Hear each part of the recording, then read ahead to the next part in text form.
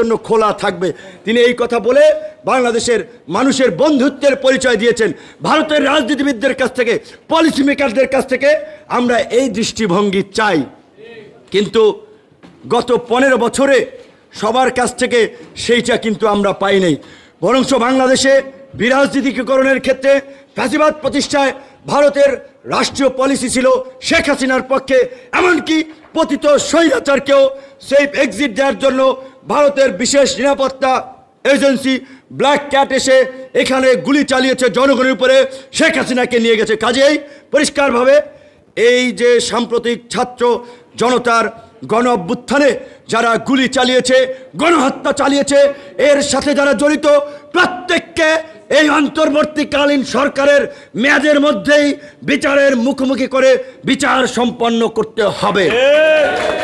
এবং এই বাংলাদেশে যেন আর কোনো ফ্যাসিস্ট হাসিনা ফ্যাসিবাদ তৈরি না হয়, তার জন্য অনতিবিলম্বে বন্দি বিনিময় চুক্তির মাধ্যমে শেখ হাসিনাকে দেশে ফিরিয়ে এনে গণহত্যার দায়ে ফাঁসিতে ঝুলিয়ে সর্বোচ্চ শাস্তি নিশ্চিত করতে হবে।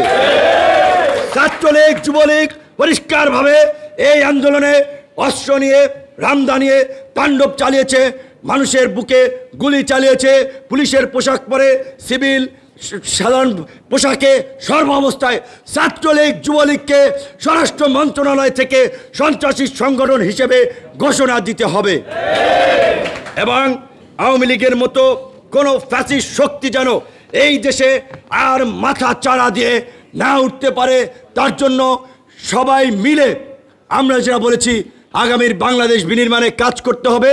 আওয়ামী লীগকে নিষেধ চর এবং এজেন্টরা এই দেশের প্রত্যেকটি সেক্টরে যেভাবে ঢুকে আধিপত্য এবং দখলদারি অবস্থান তৈরি করেছে, তাদেরকে চিহ্নিত করে রাষ্ট্রদ্রোহিতার অভিযোগে বিচারের মুখোমুখি করা।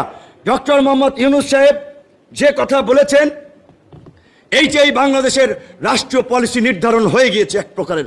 তিনি বলেছেন বাংলাদেশকে যদি অস্থিতিশীল করা হয়, 7 সিস্টার্স মিয়ানমার কোনো পোর্শন স্থিতিশীল থাকবে না।